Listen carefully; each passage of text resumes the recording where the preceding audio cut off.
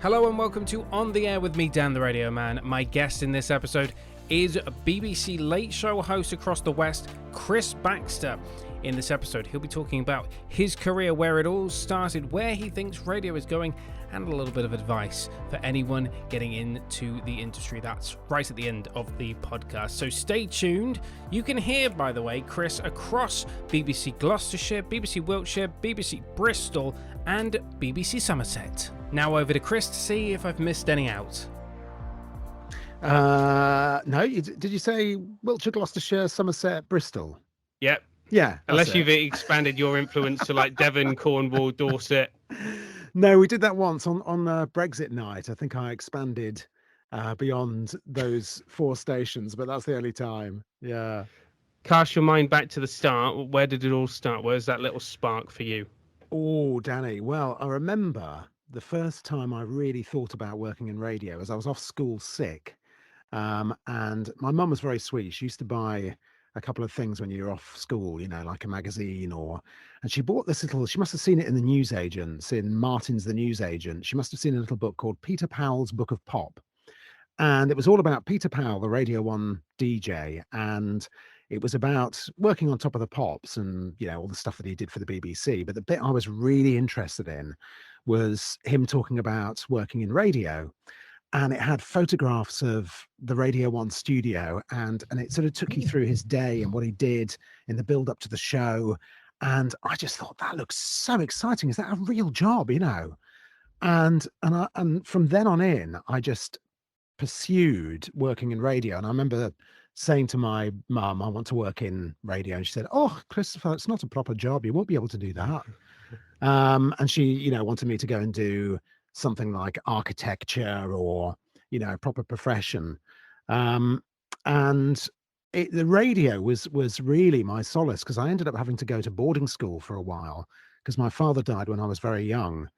And it kept me sane listening to the radio. I used to listen at night, that classic sort of under the bedclothes, because you're in a dormitory. Yeah. I had a radio under my pillow. I had an old Sanyo secondhand radio Walkman. And I listened to, Luxembourg I was obsessed with, sort of 80s Luxembourg with people like Rob Jones and Tony Blewett. And who else was on there when I was, there was a whole host of really, Bob Stewart and Benny Brown and Mike Hollis. And I loved Luxembourg. I just thought it was amazing. And I was listening to commercial radio as well. This was in Leicestershire. So I used to listen to late night radio on Radio Trent and Leicester Sound. And funnily enough, I was fascinated, Danny, by the fact that Leicester Sound and Radio Trent simulcast at night. And if I tuned around on FM, I could hear the split jingles going out. So you could hear the same presenter, but you could hear like a Leicester Sound jingle going out on one station and a Radio Trent one going out on the other. And I just thought this was absolutely great. And when I was at home, I was listening to stations like Radio West, which was on FM in Bristol, 7 Sound. I could just about get Radio Wyvern. So I tuned around and I loved everything about it. So what we've established here is, like me, you're a complete radio nerd, which I love. Everybody loves a radio nerd. One I did want to just pick up on is that thing about jingles, and obviously nowadays we live in a world where pretty much they're all the same. They're all indistinguishable. So what makes a good radio jingle? Oh gosh, that's something I haven't really touched on yet. Jingles. I loved radio jingles, and I would spend a lot of time recording them off the radio and then making my own radio station. So at the time when I was starting out, it was really, there were 2 companies that did the jingles, really. Well, 3. There was Alpha Sound, the British company, and I thought their jingles were fantastic. There was David Arnold who made station jingles for people like, Radio West, GWR, and then you did have the American companies doing stuff for Radio 1. So I think Radio 1 was the only station really using American jingles at that stage. Some of the BBC locals might have done. But I love something that sounds bold. I do like a sing on a jingle, I have to be honest with you. I used to love the station songs in the 80s. I thought they were really good fun, but they sound a bit cheesy now. But at the time, I thought they were amazing. And I think, we've gone a bit full circle with jingles.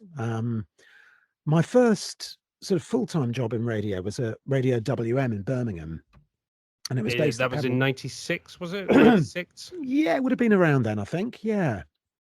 Yeah, let's have a think. Yeah, it would have been about 96. And they had, I'd worked at a station called CWR in Coventry as well, which was when I was a student. But I freelanced there, worked on a youth program when I was a student at the Poly in Coventry.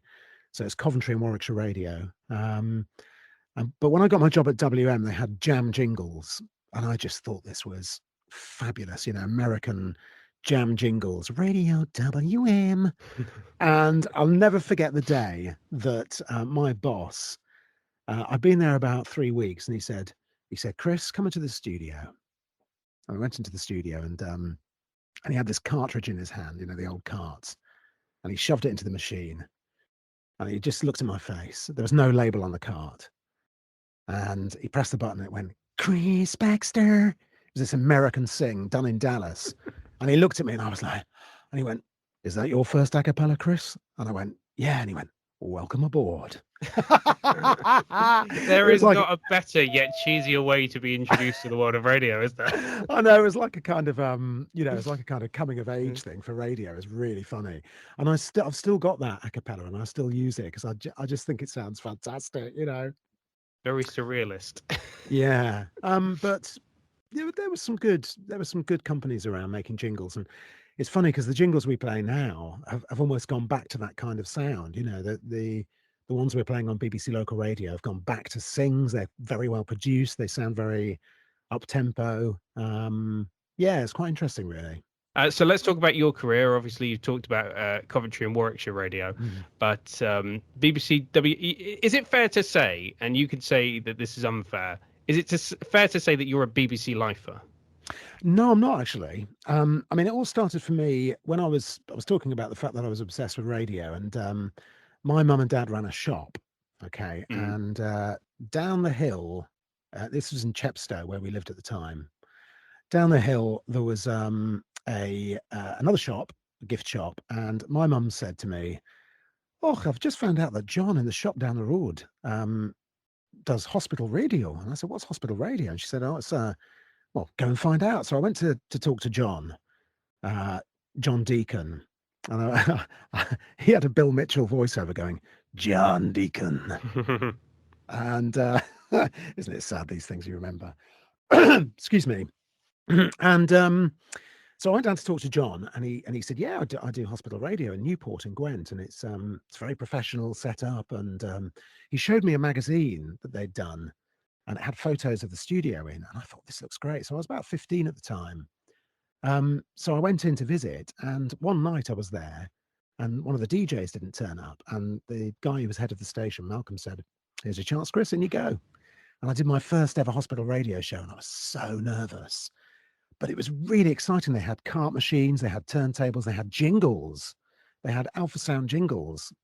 So to me, it was real. This was proper radio, and you had to do your ward visiting, so you met your listeners. I loved it, and every time I was home for the school holidays, I'd go and work there. And when I left boarding school, I spent a year at home, and I worked in a record shop in Newport in Gwent, Our Price Records. Do you remember Our Price? And every spare minute, I'd go in there and do a show, get the bus home in the evening after that. And so that was my first sort of experience of working in radio.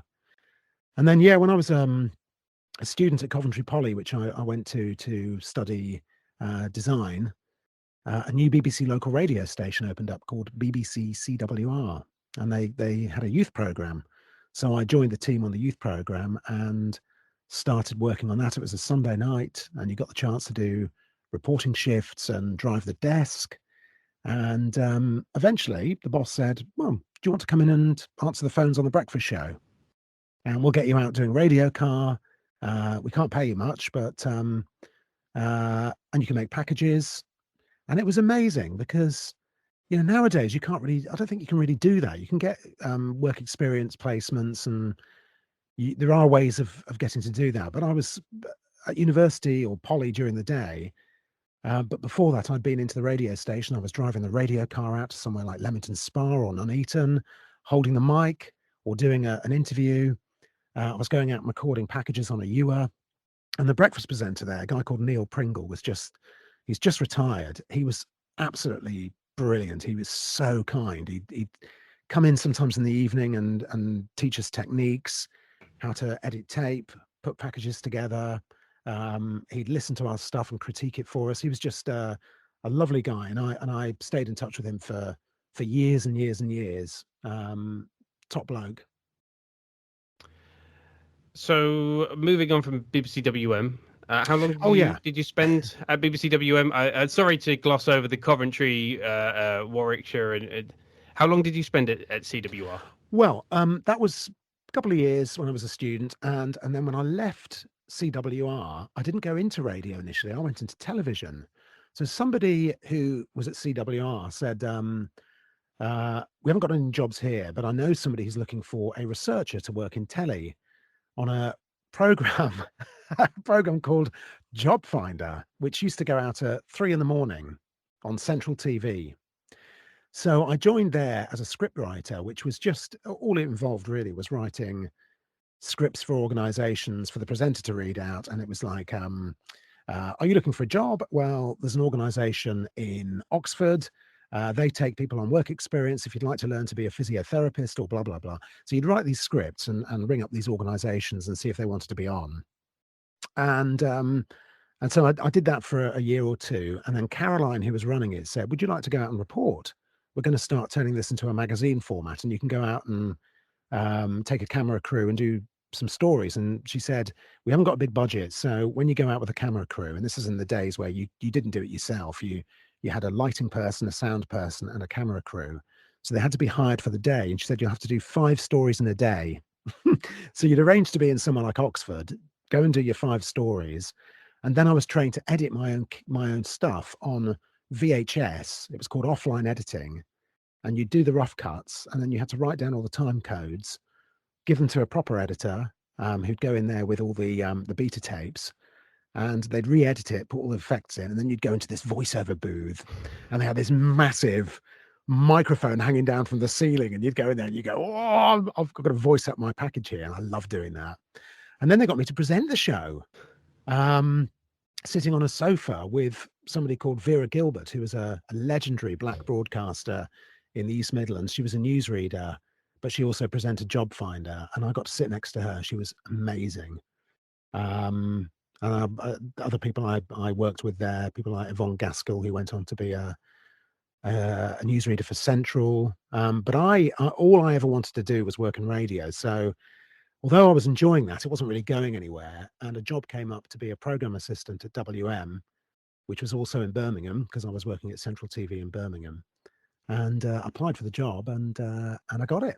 And I stayed at WM for 3 years. I was a program assistant and a presenter. Used to do a Sunday afternoon show. Eventually, they gave me the early morning 5 till 7 a.m. program.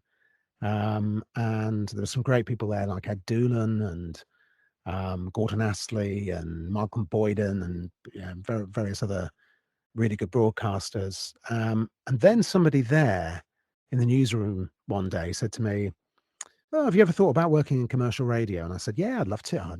Commercial radio to me was more exciting than BBC local radio. It had hotter jingles, you could play more music. The DJ sounded a bit more kind of, I don't know, you'd have to do so much speech, because at Radio WM, we went through this period where they banned you from playing music, and you had to do all speech radio, even 5 till 7 in the morning.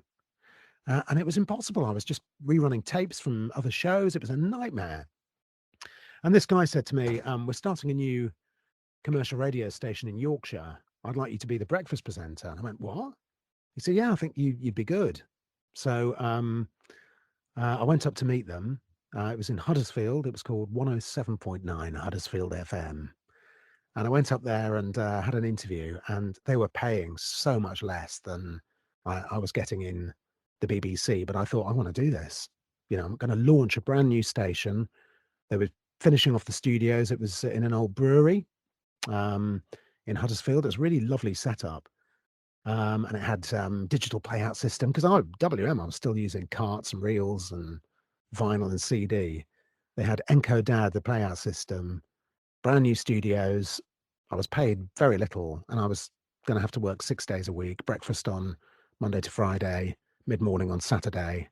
But it was so exciting, and I decided to take it. So I resigned from the BBC and went up and launched this new radio station with a team of really good people, actually. The newsreader was Louise Mitchell, who went on to do the news with Magic with Neil Fox, and this guy called Carl Greenwood there, John Barnes. Some big legends would come in at weekends and do shows. It was great fun, but it was also a nightmare. But I'll decide whether you want to go into that. After a year, I left. Did somebody there go, would like something else, or did you or was it a you decision that thought, I enjoyed this initially, but I'm not enjoying it as much anymore creatively or something like that? Yeah, well, it was, you're working long hours, which is fine. So you were doing a 4-hour on-air shift, and then I was doing all the commercial production loading and doing the trailers. And then you come in on a Saturday and do the same thing. It was just you, which is pretty normal. So it was me and Louise in the mornings. I was getting paid very little. The company weren't paying me on time. I never got a contract, so sometimes your wages wouldn't arrive, which was difficult when you're renting. And one day we had this new program controller there. I won't mention any names. And he was a bit of a, well, I don't know. He was a very strange person. And one day he used to lose his temper a lot, particularly if any technology went. And I came in one morning, opened the door, and reception had been smashed up. There were plant pots everywhere and things smashed on the wall. I went into the studio. The studio had been smashed. There was a monitor on the floor. There was a chair on its side. There was ripped material on the soundproofing. I thought, what the hell's gone on here? So I got everything set up again, did my show. And then I went to see the manager at the end of the show, and I said, well, what's going on? And he said, well, the PC, he lost his temper last night. Something wasn't working. So he lost his temper and he smashed things up. And I said, well, I'm really unhappy about that. I was here from the beginning and I really care about this building. I look after it. Means a lot to me. And he said, well, he said sorry, and we're going to take out any damage from his wages. And I said, is he still going to be my boss? And he said, yeah. And I said, well, I'm not going to work for him. I'm not going to do that. So I said, that was my last program. And he said, you can't resign. You need to give us 3 months notice. And I said, you'd never give me a contract. So that's it. And I walked out. It was hard work there. I learned a lot. I was rubbish. If I look back on it, I was trying too hard to be a commercial radio DJ. So I was putting on well, if I listen back to it now, I've got some cassettes somewhere, but I think I was trying too hard to sound really upbeat and breakfast showy. But I learned loads from it, and it was exciting using digital kit. I was very lucky because I'd applied for another BBC job back at Pebble Mill, which was making trailers for the Midlands. And I didn't get it, but I had a phone call that week, weirdly, from a radio station, BBC Radio Cleveland, which is now BBC Tees. Yeah, and the boss there, Middlesbrough, and the boss was a guy called David Peel. Everyone does good impressions of David, and he rang up and he went, "Hello, Chris. It's David Peel from Radio Cleveland here. Are you looking for any work?" And I said, "Well, funny you should say that. Yeah, I am. I've just lost my job." And he said, "Well, we're looking for somebody to fill in on the afternoon show and somebody to make trailers.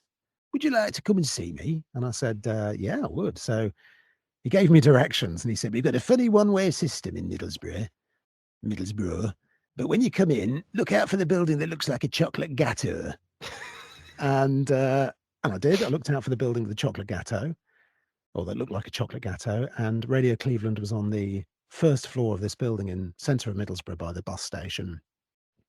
And you had to go in through the council sort of entrance because it was a council-owned building. And there was the security guard, Ken, on the door. And Ken was a character. A lovely bloke, Ken. And then you go up and reception was on the first floor. And I went in and I had an interview and they said, right, when can you start? So a week later, I was doing the afternoon show on Radio Cleveland. And it was back to using carts and all that gubbins, Mark III desk. But they were just starting a digital trial using something called Radiomation. So that was quite good because I'd got a bit of experience of digital playout and editing. And I stayed there for 4 years. I did the breakfast show for a year with somebody called Caroline. I did drive time for a year, bit of afternoon show. I absolutely loved it there. I mean, there were some weird stories. It was a rough area of town, and I used to come in and talk to Ken, the security guard, and I'd say, "How you doing, Ken?" And he went, "Not very well, mate, today." And I'd say, "Why?" And he went, "Somebody came in, and there was." I don't know really. I want to tell you this. He said, "Somebody walked in this morning on the floor."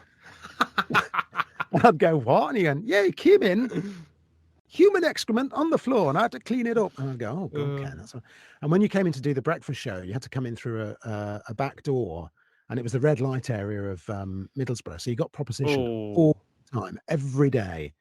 "Do you want to do business, love?" And he'd say, "No, it's me again. Hello." So it was a really rough area, but a beautiful part of the world, fantastic people. God knows why they had me doing the breakfast show, because I didn't sound like a Teesside lad. I fell in love with the area, but it was a bit crazy, really, that, when I think about it now, BBC Tees sounds so good because it's got so many local voices on it, and I didn't sound of Teesside at all, but I did my best to fall in love with the area, and I did.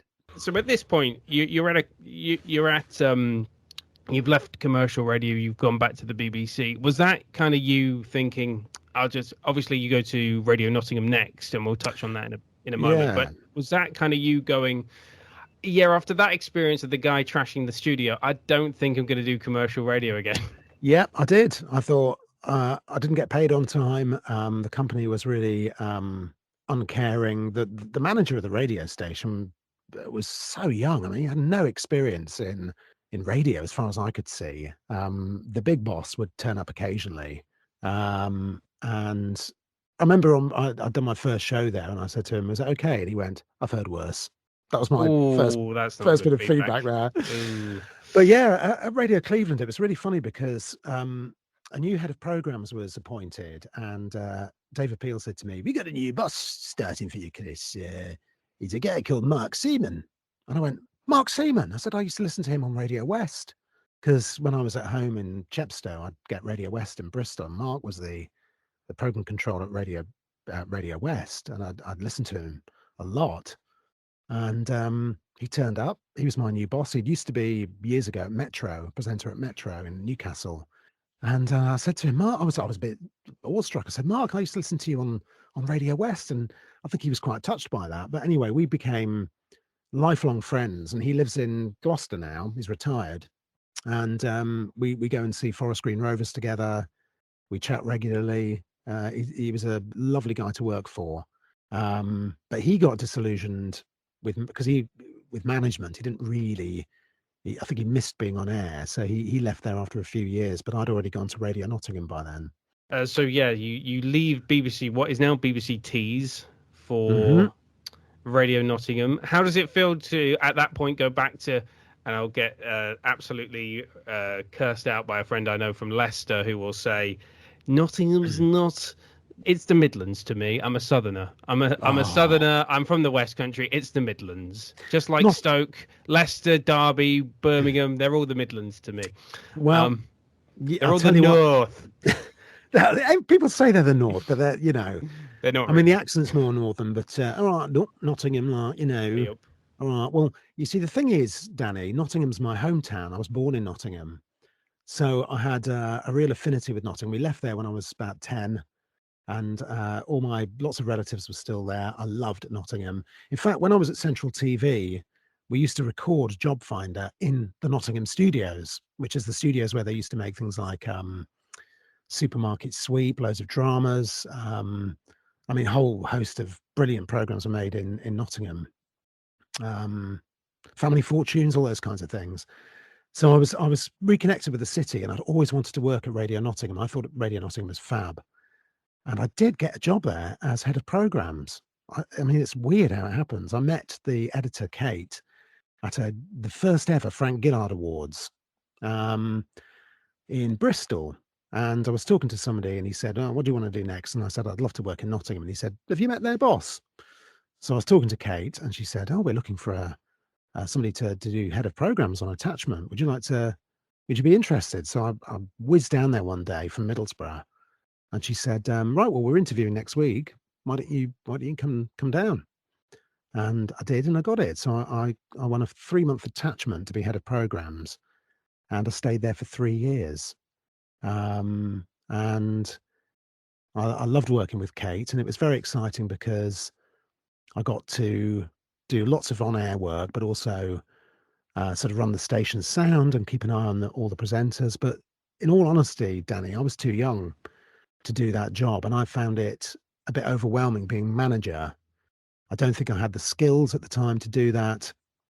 And Kate left, and we got another boss who didn't really like me. I remember I was doing mid-morning that week because the presenter was off, and this new manager, I'd never met him before, and it was his first day, and he sat in the ops room looking through the window at me while I was on air, just going, no expression on his face whatsoever, just looking. It was the most uneasy situation. Bearing in mind I was his sort of effectively his second in command, so he hadn't even come in and said, "Hello, I'm the new manager. Nice to meet you."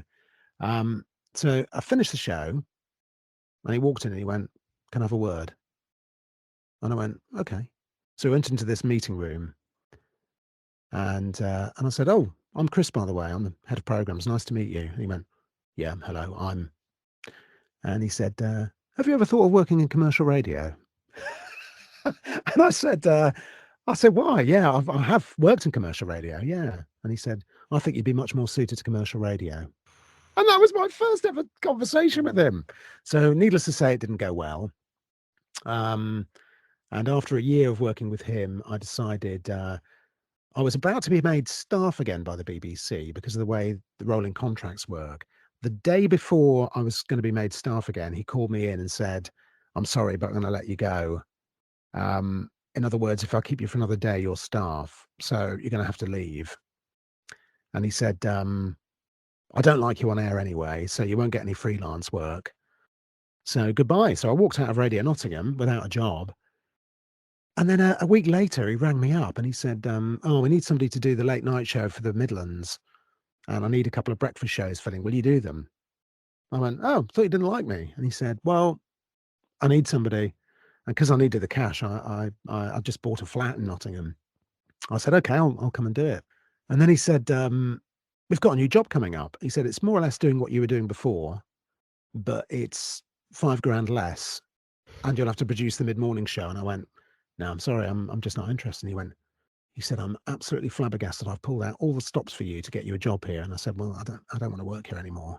And I was lucky again. I landed on my feet. A job came up to travel England, training people to use the brand new digital playout system and editing system for BBC local radio. It was called Radio Man, and Radio Nottingham had just moved into a new building. That's another reason why I was excited about going to Radio Nottingham. And they were the first BBC local station to use this system. So I had knowledge of it. And then I spent the next 5 years traveling around England to every single local radio station, including Jersey, Guernsey, Newcastle, Cleveland, back to Cleveland, Cumbria, training people to use brand new desks because they ripped out the old studios, and to learn to edit on digital kit.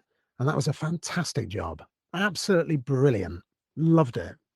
So you essentially became the teacher of a lot of budding students, essentially.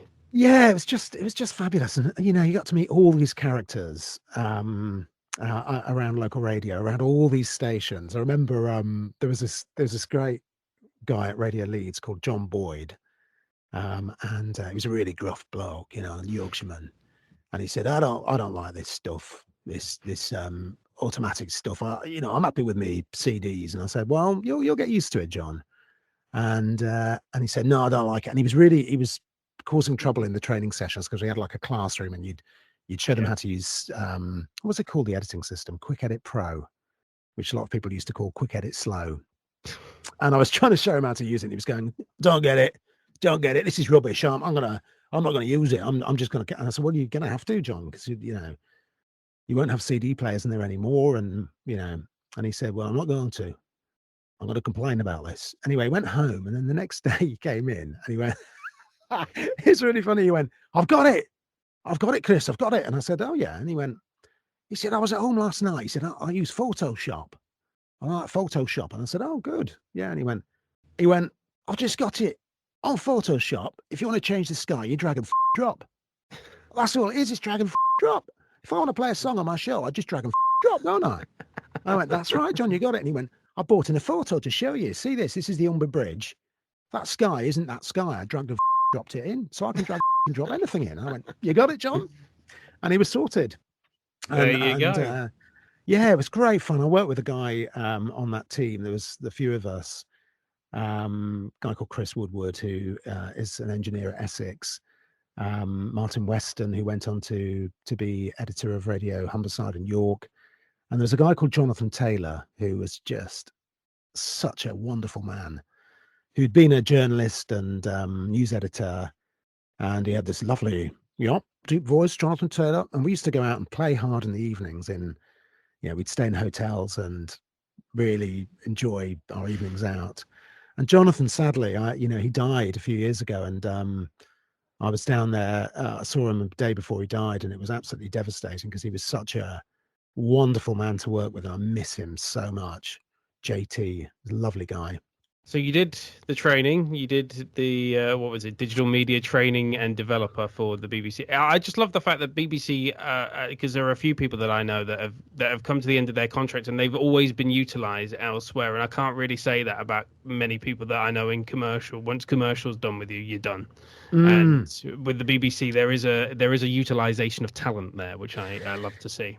Yeah, it was interesting because the last station we did was because as well as refurbishing a lot of old stations, the BBC was spending a lot of money on improving its estate, and stations like Radio Leicester had been in really crappy buildings. I mean, Radio Leicester was on I think it was the 11th floor of this tower block in the centre. It had been there since the 60s. The lift kept breaking down. It was a horrible building, and they decided, the BBC, to move Radio Leicester into this gorgeous, brand new, state-of-the-art building with the Asian network. So you had the Asian network on the middle floor, Radio Leicester on the ground floor. It had a BBC shop where they sold CDs. It had a cafe, meeting rooms for the public, a really lovely reception area, a glass atrium with bridges going across. I mean, it was so cool. And that was the last job we did, was train the staff in their new building. And we had to be with them when they went live from their brand new building on that day. So they finished in the old building, started broadcasting from the new one, and that was it. They'd moved. And Kate was the boss there, Kate Squire, who now runs Radio Manchester. And I'd worked with Kate at Radio Nottingham. And she said, oh, we need somebody to do drive time for a few months. Would you ever go back into presenting? And to be honest with you, Danny, I'd completely lost my confidence at my time in Radio Nottingham. I'd had so much hassle from the person who was my boss. He was really unkind to me, actually. And I'd lost. I thought, I'm never going to broadcast again. I just don't want to do it. And I said, oh, Kate, I don't want to be on air again. And she went, go on, just give it a go. You'll be fine. So I remember presenting drive time from the desk that I'd trained everyone to use, feeling really vulnerable. And I was so frightened of going on air again, absolutely petrified. But I did it and I enjoyed it. And then she said, why don't you do it for 3 months? And bearing in mind the Radio Man job had come to an end and I was looking for another job. So I did it for 3 months, and then she said, how about coming and becoming a station sound producer, because we haven't got one. We're looking to produce a new jingle package. In those days, each station did their own jingles. You didn't have a central jingle company or jingle, person in the BBC. So I joined as station sound producer in this wonderful new building, and which was great. That the public could see the studios. They could see these glass walls and see into the studios, and And I ended up presenting, as well as doing station sound, I presented Saturday and Sunday mid-morning. I did the breakfast show for a bit, mid-morning, a stand-in, and had a really happy time at Radio Leicester. And my best mate from school was the breakfast presenter, Ben Jackson. So we, and that's a good one because Ben had this really deep voice. And he used to laugh at me because he used to say, all you ever do, Chris, is listen to radio jingles. You're really sad. Because I'd sit in my room at school playing radio jingles and go, listen to this. This is a really good a cappella. And this is a station song. And he used to go, very interesting. He was just interested in cars. And he also ended up at Coventry Polytechnic with me. And when I was at CWR, I needed a voice for a trail because somebody had asked me to make a trailer for the Saturday mid-morning show. And I said to Ben, I saw him on the campus one day and I said, you can come into the radio station and can I use your voice because it's so fruity? And he went, yes, of course. So he came in and he did this voiceover on this trailer and the boss said, who's that voice? And I said, well, it's me. And he went, no, the other voice. And I went, oh, that's my friend Ben. And he went, I want to meet Ben. So Ben came in and ended up getting a job at AA Roadwatch, and he also worked on the youth program and then got the job at Radio Leicester doing the early morning show and then the breakfast show. So I feel me and Ben's wife always have an argument about who got him into radio, but it was me, definitely me.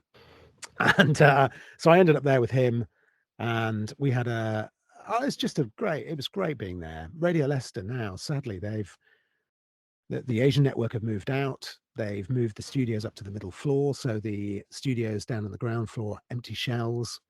The shop's gone, the cafe. You can't go into reception anymore. It's really sad. Really That's sad. a shame. I was going to say, when you were talking about kind of being in I assume it's like a perspex box where you're just presenting and people are looking in going, ooh, look at this. Did you not find that massively distracting? Yeah, to begin with, because you get the sort of, the anoraks coming up and just sort of pressing their nose up to the window and staring at you. I remember this bloke once came in with a plastic shopping bag and he stood there for 3 hours just looking through the window. It reminded me a bit of my boss at Radio Nottingham, actually. But you'd get used to it after a while. And I remember, it had little breakout zones and, comfy areas, a kitchen where you could hang out, man, with a balcony. And I remember my brother came up to see me and bearing in mind, he'd worked at Capital Radio in Euston Tower and then in Leicester Square. And he said, this building's better than Capital's. He said, it's so showbiz. He said, you're really lucky. And I thought, wow. BBC Radio Gloucestershire. Now, there's a story. Now, I don't know if you want to talk about this, but just Googling Chris Baxter Radio, there is a story that comes up from 2014. And I don't know if you want to talk about this. Sure. Yeah. This is where you effectively, well, it happened to you. You lost your voice, which is the one tool that a radio presenter needs to do their job. So if you want, can you go into that story? Yeah, sure. I was happy at Radio Leicester. I'd met Katie. We decided to get married. We did. We had a little boy called William, and I didn't feel like I was going to move up at Radio Leicester. I felt like they decided that they want to go in a different direction because my boss had always said, well, when the mid-morning presenter leaves and retires, I think you'll take over. And one day she said, I don't think that's going to happen anymore. We're looking for a new sound. So a job at Radio Gloucestershire came up to present mid-morning, and I love this part of the world. And I thought, you know what, I'll apply for it. So I did, and got the job. So I ended up presenting mid-morning at Radio Gloss. But yeah, about 3 years in, and we'd had a daughter by then, Dorothy, and I went out for a run one morning, and I got back, and she said, "Daddy, you sound drunk." And I suddenly realised that I was saying words, and I was sounding like that. And I thought, I can't do anything about this. It's really weird. And I got this sensation in my mouth. And so we called an ambulance, and they did a check on me and said, no, you're okay, but you'll need to go to hospital. So I went to hospital, and they did a head scan. And I remember the person on duty said, yeah, we found a black mark in your brain. And she showed me this picture from the CT scan. And so we don't know what it is. It could be a bleed, it could be a tumor, but we don't know what it is. We won't be able to find out for a week because we haven't got any MRI scans free. So I had this whole week of worrying about what it was. It's just awful. And I came off air. I it's probably the scariest time of my life ever. I thought I was going to die.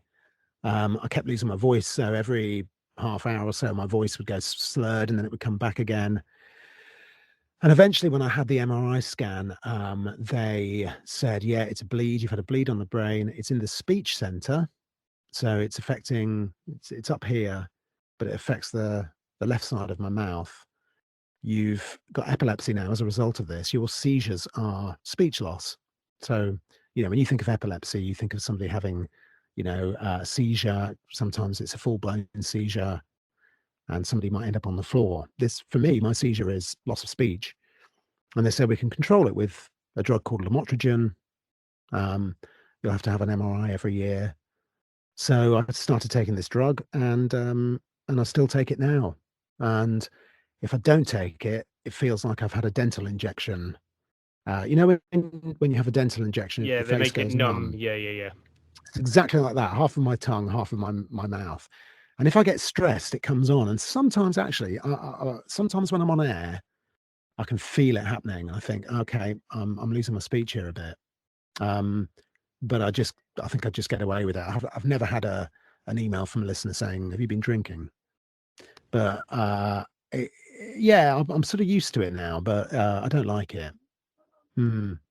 But now let's talk about the positive. BBC Radio Gloucestershire and Bristol, Wiltshire, Somerset thrown in. How did you start on how did you get the late gig? Was that something that you sought after? Did you prefer doing breakfast, drive, or did you want something in the evening? Well, my mid-morning tenure came to an end. The boss decided to shake things up, and they put me on afternoons, and I wasn't enjoying afternoons particularly. And it's funny how things work out. I had a conversation with a friend of mine at a motorway service station, and he said, "Oh, we're rolling out a new technology for local radio. We're going to be centralizing all the playouts. It's called VILOR, Virtualized Local Radio. We're going to put new desks in everywhere. We're going to use new software, and we need trainers to go around the whole of England again, training people." I went, "Well, I've done that before." And he said, "Okay, well, do you want to join us?" So I ended up doing that for 5 years, going around the country training again, which my wife, Katie, I mean, she was amazing, really, because the children were young. I was whizzing off every so often, worked from home at times, going off to all these radio stations again, meeting people that I'd met before, years before. And we spent a lot of time down at Radio Devon. That was one of the first stations we did. That was good fun. And then I was at Wiltshire, and the Late Show used to come from Wiltshire. A guy called Dan Chisholm used to present it. And Sean Hodgetts, who's the assistant editor at Wiltshire, said, do you fancy doing any broadcasting again? I said, I don't know, Sean, I'm not sure whether I really. He said, because Dan's off for a couple of days, would you fancy having a go at the Late Show? And I thought, oh, you know what, late nights, I that's where radio is for me. So I asked my boss and said, can I do a couple of nights on the radio just in case, because when this comes to an end, I might need another job. And he said, yeah, go for it. And so I used to fill in for Dan regularly, and then they decided to change things around, and they offered me the job, because my attachment was coming to an end, and I would have gone back to Radio Gloucestershire to do afternoons, but they said, how about you do the Late Show? You can do it from Gloucester. And I've been doing it for 3 years, and I absolutely love it. I really enjoy the intimacy of it. And I don't know, Danny. I mean, I make loads of mistakes. I don't think I'm in any great shakes, but I enjoy it. I do my best with it. I try and be myself, which is, I think when I started out in radio, you're always trying to be somebody else. You're trying to be your heroes. It's a lovely relationship you have with the audience. There's some really lovely people who listen. I get to talk to a lot of. I can make it my own. There's not really, the local radio is getting quite regulated as well. But I've got a bit of freedom late at night, and I do coaching work for the BBC during the day. So I work as a coach, as a volunteer. I do some mentoring. So I have my days free. The hours are difficult. The hours aren't easy, but I really, really enjoy that time of day broadcasting, and it takes me back to, isn't it weird? I think, God, that would have been me listening under the pillow. And now I'm uh, doing a late night show. And weirdly, when I was at boarding school, listening to the radio under my pillow, Radio Trent and Leicester Sound, the presenter of the 10 p.m. till 1 a.m. show was a woman called Chris Burns, who is now head of local radio. There you go. We nearly lost the late shows. They were going to scrap them. And I was really going to say they them. were going to. So this was in the height of the pandemic. They were going to. Was that? I never understood why though. Was that more of a cost-cutting exercise than anything else? Well, supposedly, yeah, but I couldn't quite work out how they were going to save money, because all the presenters would still have to have jobs. All the shows during the day had been turned into 4-hour slots, so there were lots of spare presenters. And I sort of thought, well, why do they want to get rid of the late show? Because it's a very intimate time of day, and during the pandemic, I think we were noticing that we had more people contacting the show who were lonely and vulnerable. And I tried to communicate with Chris about this, but I was one voice. And all the other, there's about 7 of us doing late shows because they're divided up into regions. And the idea was to put an all England program on from 10 till 1, because we'd had a late show, an England wide show from Leeds, which Georgie Spanswick had presented, and Mark Forrest before. And that was from 7 till 10, but this was going to be 10 till 1. And they'd got rid of the all England show, evening show, and put this late show on.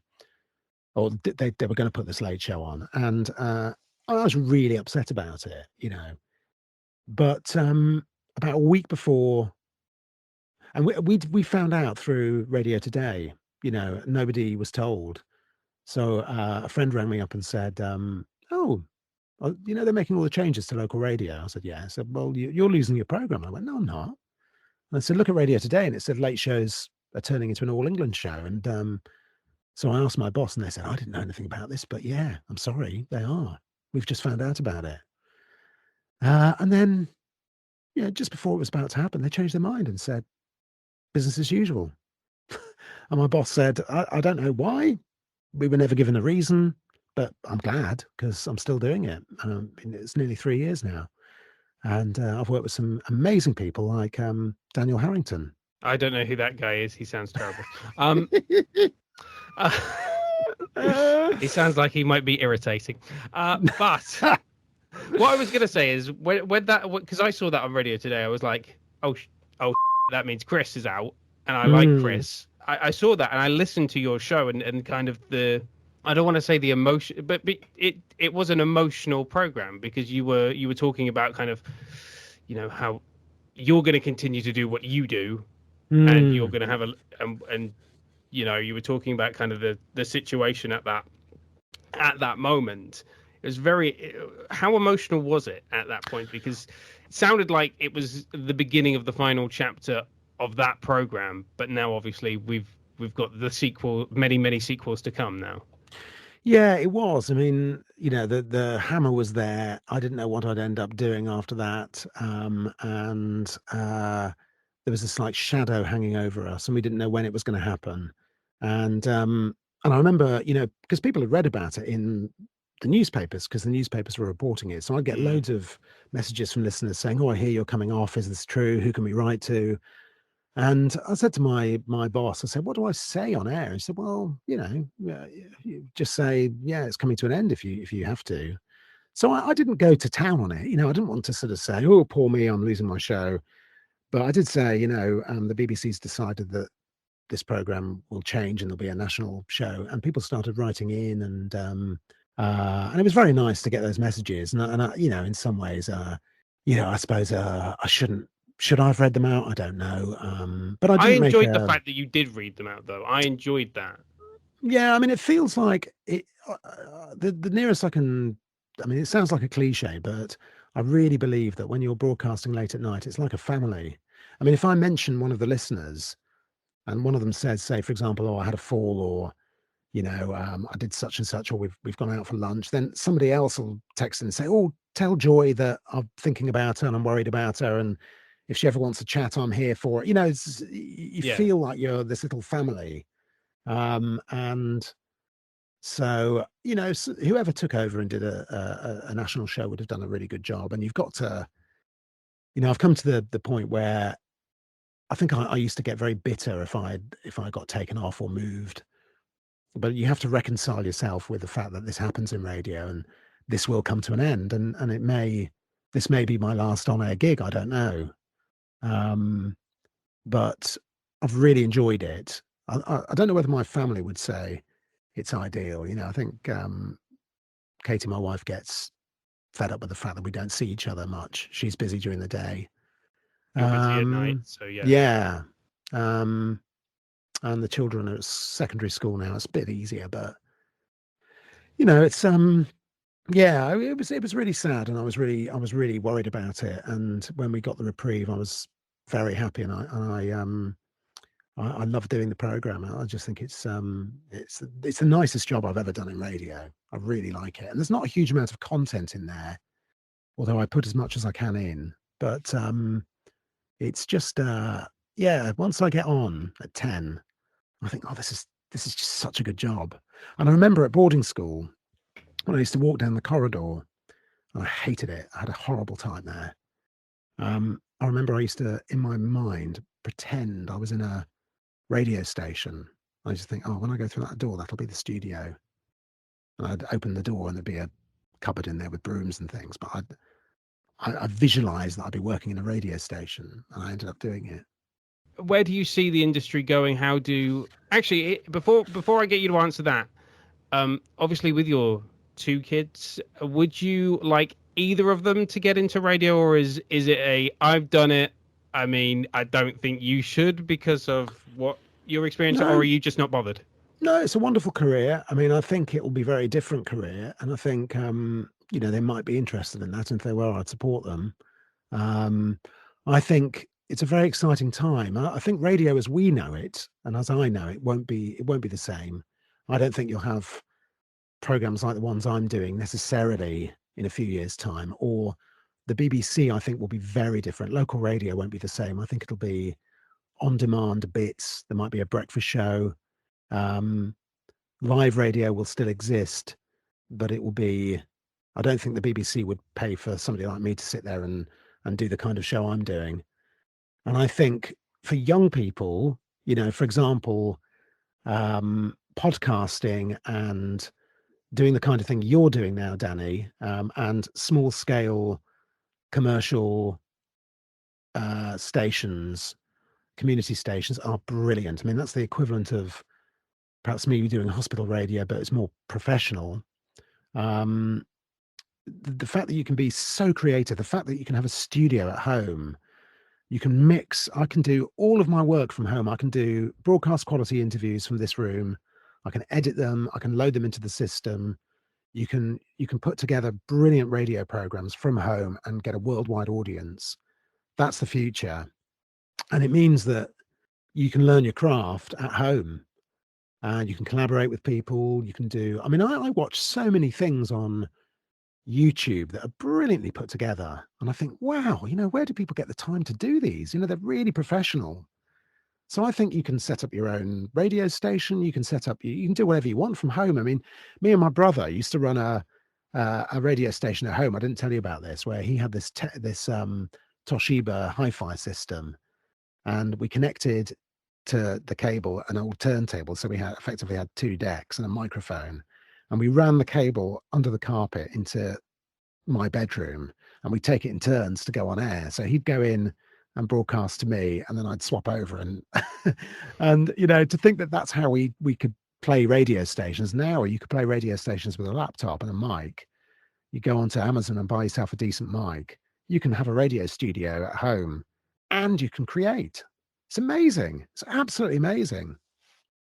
With the industry as it is, you've obviously, well, everything evolves. Even television we're seeing evolve, and with the recent radio figures, we're starting to see digital radio and smart speakers being used more. Is there a time where traditional BBC, and I know you've hinted at this because you've just said that shows like yours won't exist in the future, possibly speaking, but Worst case scenario, do you think BBC local radio is still going to be around in, say, 20 to 30 years? I don't know. I mean, I don't think so. I don't think it'll be stations with analog transmitters. I think we'll be creating digital content for the area. I think there might be I can still see the need for a breakfast show, like a breakfast show and a drive show where people are getting up and they need to know the news of the day. You need politicians held to account on. So yes, I think there will be local services. I think they're very important to the BBC, but I don't think it'll be. I don't think you'll get people like me being sort of doing a show, even though mine's regional, so it's cost effective and there's just me. Yeah. I produce it, I present it. I don't think the BBC will be able to justify having effectively a DJ playing music to the West with some nice features in it. I don't think we'll have that. I think they'll leave that to the commercial sector and the smooth radios of this world or whatever. And they'll say, well, that's not our business really. We've got Radio 2, we've got music Radio 1, services, Radio 1, yeah. Radio 5 for news. Yeah. Yeah. I mean, I'm a great fan of stations like LBC. I love LBC. I think it's a fantastic radio station. Can I guess your favourite presenter on LBC? Yeah, James go on then. O'Brien. You're O'Brien. I reckon you're a James O'Brien fan. Oh yeah, how not to be right. Yeah, he talks about that book way too often on that program. I had to I had to stop listening. Yeah, he's my favourite presenter. He's a good guy. I think he's really good. I think he's the most listened to presenter now on LBC, according to Rachel. Yeah, he's very good. I like Clive Bull, who does some overnight work. I think he's very good. So yeah, I think he's really good, James O'Brien. And his book's very moving because he went to boarding school, and I share a lot of experiences that he had in his career. There's one thing that James does that really annoys me, and I remember we had this consultant came in to do some feedback with us. A guy called Giles Squire, who's a radio legend. We had Valerie Geller comes over from the States and does stuff, but Giles I found really helpful. And one day he was listening to me doing the breakfast show on Radio Leicester, and he said, "Why do you say is the time after every time check?" So, in other words, I was going 20 past 8 is the time, or I'd go, "The time is 20 past 7." He said, "Why do you say that?" And I said, "Well, they do that on the Today programme. It sounds good." And he said, "Just because they do it on the Today programme, you shouldn't do it." And actually, they've never been told not to do it, so they just do it. It's like something that's gone down through the culture. And James O'Brien does it, and it really annoys me because if you say 20 past 10, it's 7:15, something like that. Yeah, or if I said to you, Danny, now, Danny, hold on,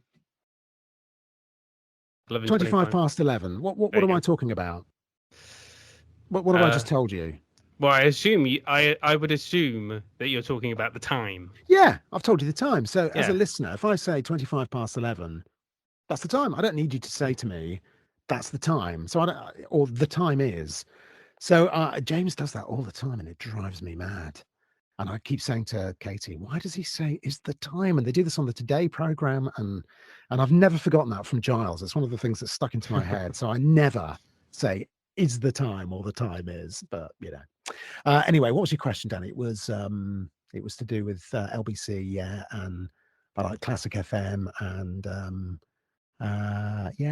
that's probably what I listen to most, but I'm not even sure whether you asked me that really. Well, I can go down that road Six music. As we give the final 5 minutes. If you could, in complete fantasy, decide what radio station gig you got, what station, what slot, what would it be and why? Oh, I would love to work for Six Music, just because I love the fact that they, because I didn't mention Six Music, but I love Marconi and Ratcliffe on a Saturday morning. I love well put together speech radio as well. So I love Radio 4. There's bits of Radio 4 that I adore.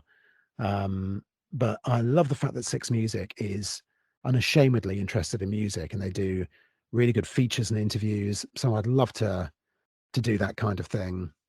Work on specials, put together those. I recently put a special together just because I was interested in in the band Danny Wilson. I sort of did that in my own time, but used bits of it on air.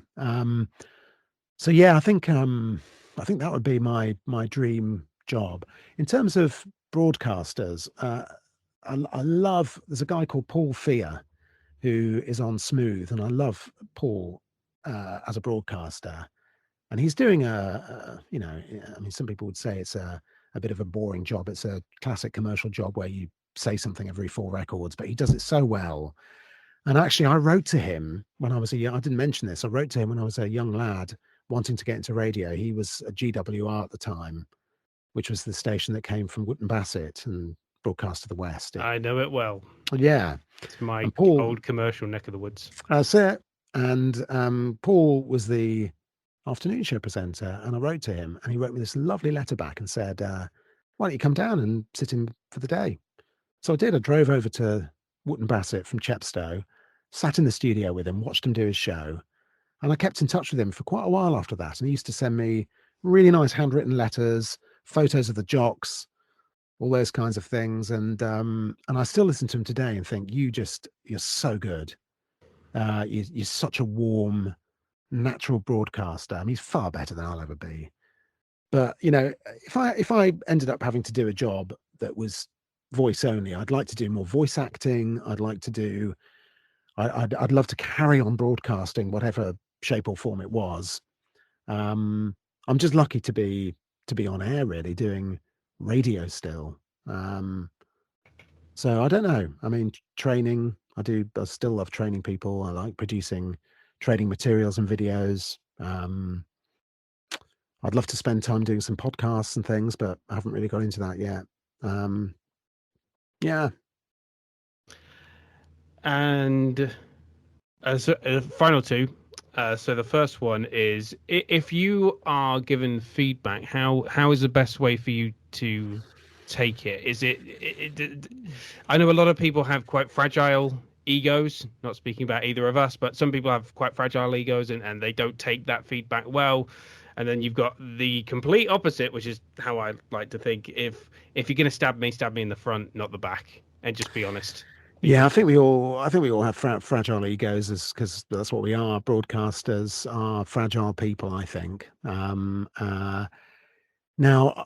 the trouble with BBC local radio is that you don't get any feedback.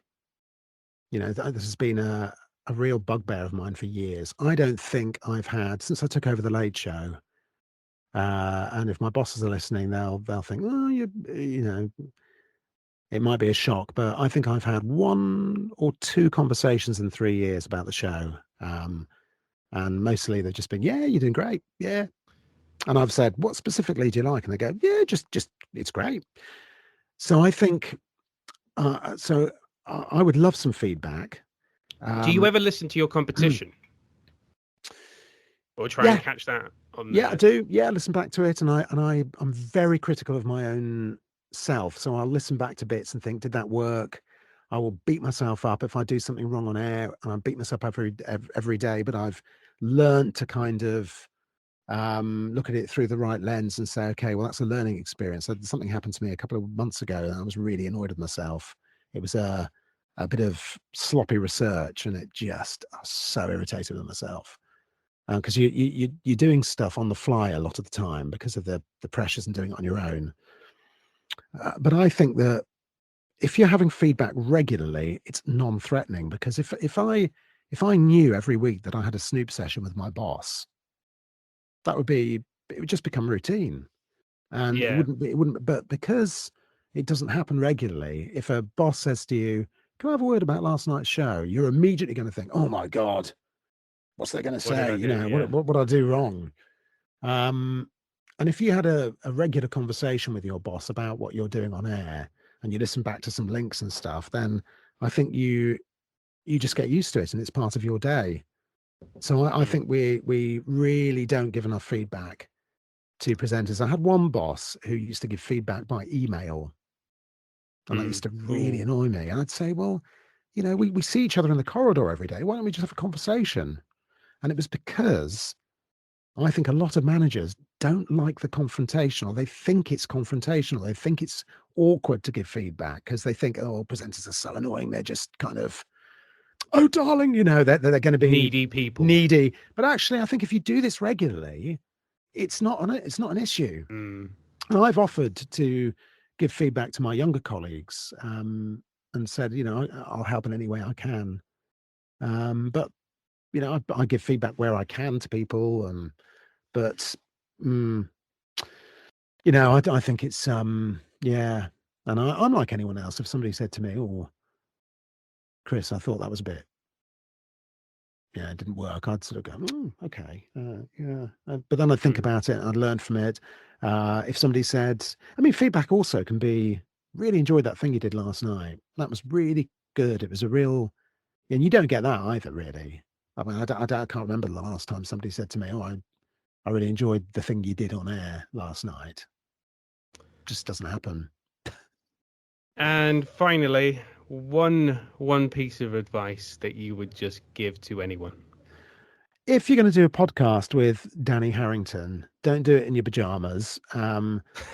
Make an effort so that you look semi-decent, because I didn't realise I thought this was radio, Danny. I thought it would be just a voice only. So it's a vodcast and podcast. I'm feeling really, kind of slightly embarrassed by the look of myself. Oh, I had baby vomit all over, which I told you off air, but I'll say on the recording, I had baby vomit, so I had to change one T-shirt already. Well, I'm now folding my arms because I noticed that I've got a sweat patch under one arm, so this is why I do. You're wearing black; it doesn't matter. You're in black. Always wear black if you're gonna do that. A bit of advice. What would I give? I would say, use your time to be creative. Get some kit. If you're starting out in radio, buy some kit. It doesn't have to be brilliant. Start creating, talk to people, do some podcasting, play at radio stations, stream. Streaming. My kids watch Minecraft streamers and all that kind of stuff, and they love it. It's broadcasting, it's TV. Some of these people are really professional. Watch other people, listen to other people, find out what it is you really want to do. And if you do want to work in radio, the BBC does offer apprenticeship schemes and ways in to do work experience if you're over 18. So that's worth looking into. You can find stuff on the BBC's website. Sadly, commercial radio, a lot of people cut their teeth going in and working. My brother cut his teeth working on Red Dragon FM in Cardiff, and just went in there and did overnights and helped out on the sports show, carting up clips, and that's how he started in radio. He's not in radio anymore, but you could do that. You could just go in and you could turn up and help. You can't do that anymore. You have to do it through official channels, and that's why stations like the one you work for, Danny, in Swindon are really good, because they're a chance to go on and broadcast and cut your teeth and learn your craft. So I think if you're in a place where there's a community radio station, try and get involved there as well. Thank you once again to my guest Chris Baxter for this episode. You can listen to Chris on the radio between 10 and 1 a.m. weekdays on BBC Radio Gloucestershire, BBC Radio Wiltshire, BBC Radio Bristol, and BBC Radio Somerset. Once again, thank you very much, Chris. New episodes on the way. Don't forget to follow me on Twitter. It's at DJ_Danny_H. You can come follow me on YouTube. Just search for Dan the Radio Man, where we've got job searches, radio news, and of course, this podcast as well. And if you like the sound of this podcast, there's more on the way. So hit that subscribe button now, and we'll see you very soon.